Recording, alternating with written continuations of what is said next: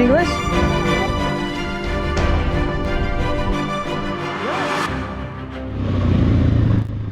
After swapping out Jordan and Val's bikes and repairing Sean's, we headed out again. Round 2.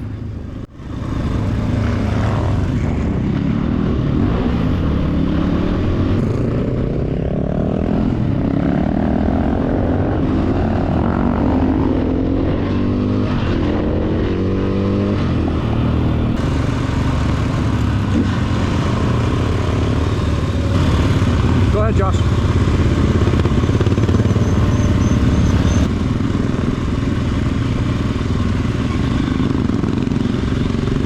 This is what I'm talking about.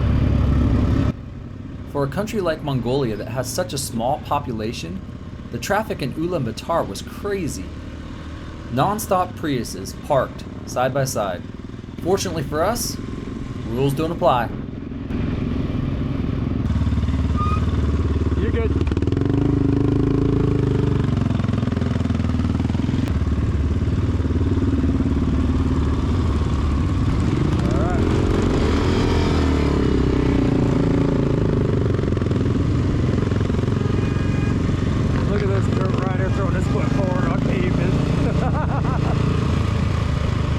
We should have guessed it. Driving in this traffic, another bike would drop off soon enough. It's not coming up the cat. 4 bikes within 2 miles. Yep. Do you see an overflow source? Like maybe it's coming from the overflow if it got hot? I don't know a lot about bikes. Y'all have to tell me. After a little poking around and investigation, we discovered that it was just a short radiator overflow hose that was spraying all over the motor.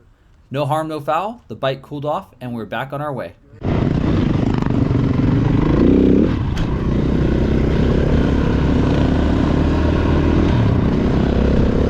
We have left payment and are on a journey. Look at this grassland exploration. Bumpies.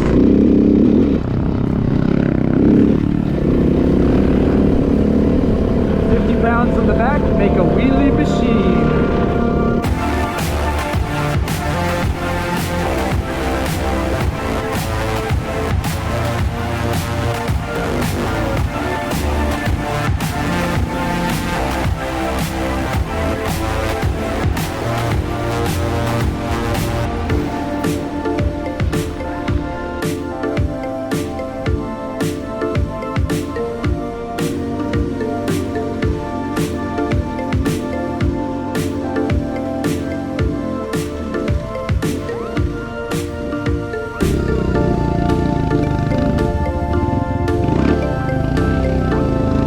Make sure we clear path.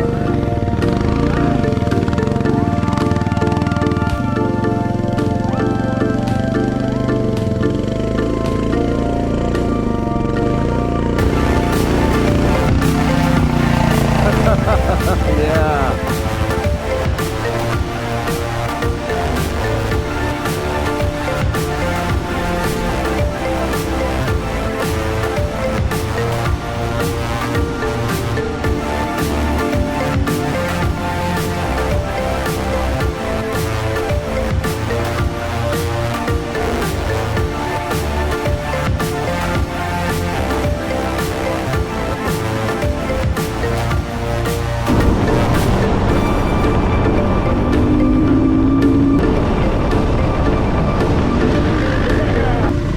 Make your bike backfire, they'll all faint.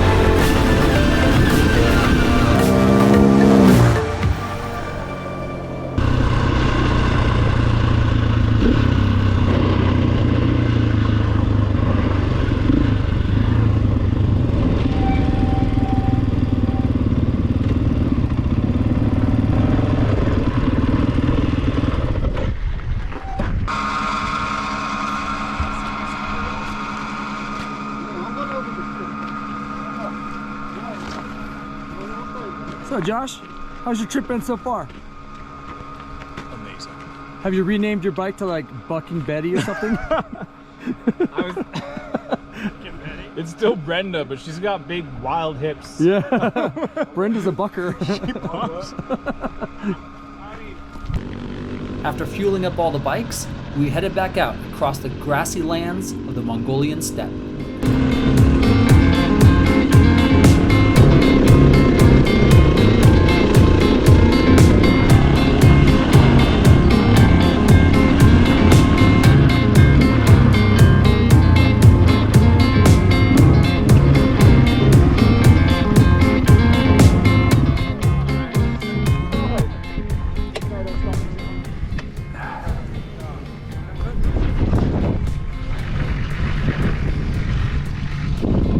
Flat tire. It's apparently one rider in the group, I'm not going to say who, Nobody really knows. has an issue with a flat. Whose bike is this? First flat, not bad, but it is also day one. Kind of like Rocky Ravine thing you dropped in. Yeah, there was some legit rocks for sure.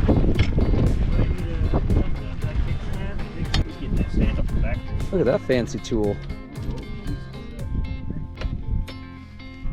You know, there's worse places to get flat. It's true. On a hill. It's pretty epic, actually. While we were working away on fixing this flat, we had a few unexpected guests wander over from a neighboring yurt. Look at that.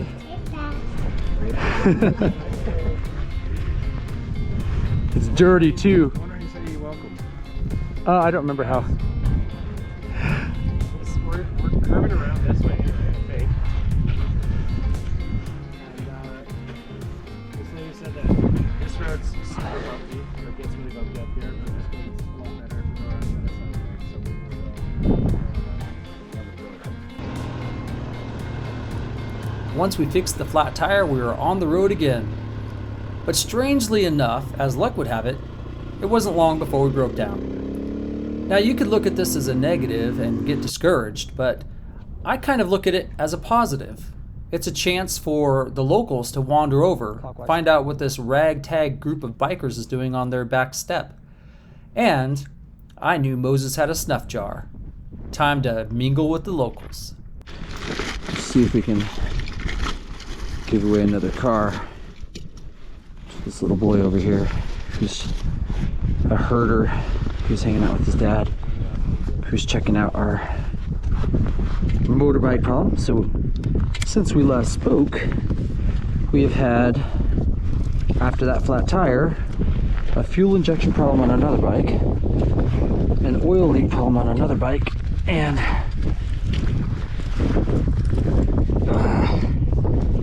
now we are having an oil bulge or something that fell out of this one. There we go. So see if he wants one. Hey. The car? It opens the motor.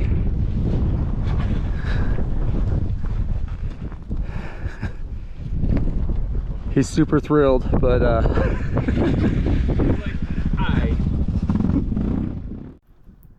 Before the herder had a chance to take off with his son, I grabbed Moses' snuff jar and went over.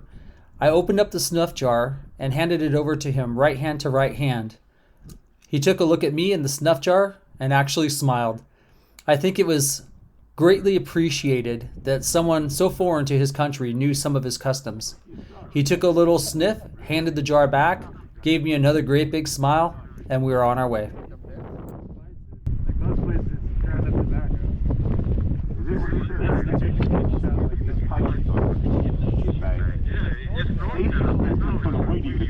It's like menthol and it's like menthol and like kind of like a tobacco.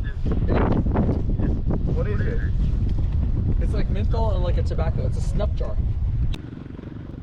As we traveled on, we came across huge herds of sheep, wild horses taking a quick drink in a pond, and all kinds of cattle.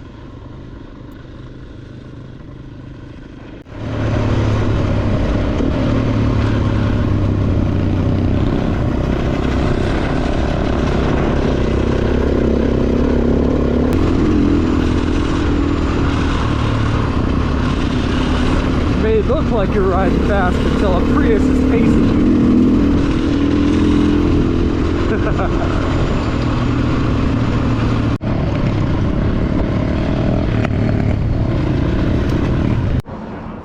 So this is the third gas station we've gone to in this little town, and there's no fuel.